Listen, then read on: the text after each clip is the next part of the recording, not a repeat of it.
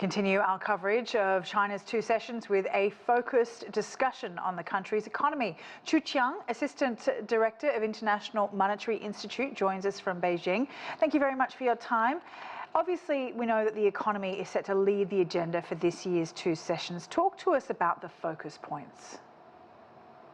Well, I think there are several points has been really hotly discussed over these two sessions. I think number one is high quality development and this new productive force. China is really in a very key period of time, a moment of the shifting gears.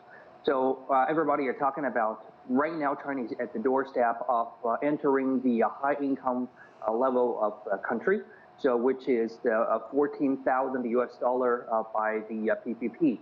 So I think right now we're just one step away from it. How can we do that? I think shifting gears by upgrading our technology and adopting more of the new productivities is the key. And I think the second one is that how can we just de-risk our economy? For example, the slowing down property market, and how can we just solve the local government debt issues?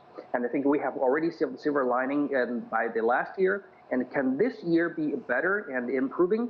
So this is the second important thing. And the third thing is that, restructure our, whole economy, for example, to providing more jobs to the young people. And also, can we just have a better economy for the slowing down, for the aging issues in China?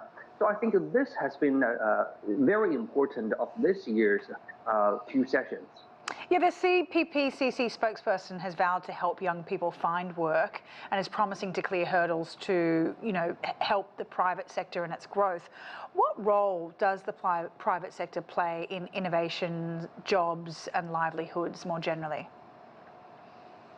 Well, private sector is probably the most important thing that we have to do about, the job market. Everybody knows that in China, that more than 80% of the jobs are provided by the private sectors, and they've been creating about 60% of our GDP. So helping the private sector, which is about 25 million of all kinds of enterprises, big or small, in the private sector, I think it can provide the job we needed in the market for the young people. So I think from this year, the central government has already started to build some more framework and platform of policy to support the private sectors, especially the SMEs, for example, to give them more of the tax rebate. And also, if you are focusing on the technology, you are a startup company or you're an SME focusing on the tech, and you will enjoy more of the government incentives. For example, in China, we have many packages like little giant companies, like the specific and high-tech advantage, companies. So if you can fit into that kind of a conditions required by the government or meet a certain threshold, and you will have all kinds of the support from the tax, rebate, from the government support, from the low interest rate bank loans, and even to the fast express lane of the getting listed in the stock market. So by all these combos, I think SMEs will have a better opportunities to develop their own business technology, and hence can be translated into more jobs for the young people. There's no denying that the challenges that China's economy has faced, especially, the decline of the real estate sector, risks in the financial sector and heightened external pressure too. Can you talk a little bit more about the problems that China has faced economically and how they look to be remedied and how the two sessions will focus on that? Well, I think one thing for Chinese economy is that the Chinese economy is not only the reflection of its own situation, but the rest of the whole world, because Chinese manufacturing is a factory of the whole world. So I think one of the very important pressure that we're facing this year is the whole world actually has been in the slowdown session. We're facing like two major geopolitical conflicts going on in a military war, and many major economies are slowing down in the domestic consumptions. So that can be, a problem for Chinese, productions, because we need to, fit into the whole world market situation. Another thing I think is for China is the aging problems.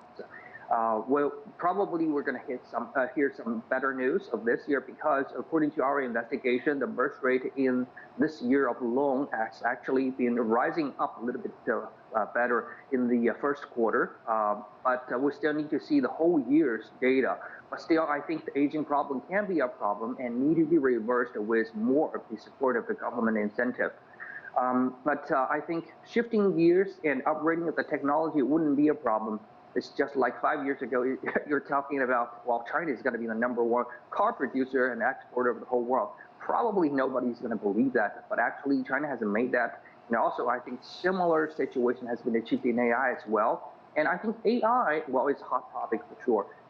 America and China have chosen a different, a way of developing their own AI. In America, AI has been going for the direction like making the videos, having the chat, sometimes in an entertainment way. But in China, I think the AI are more focused on the productivities. For example, the autopilot vehicles, the no-man operation harbors and ports, and also the robo-factories.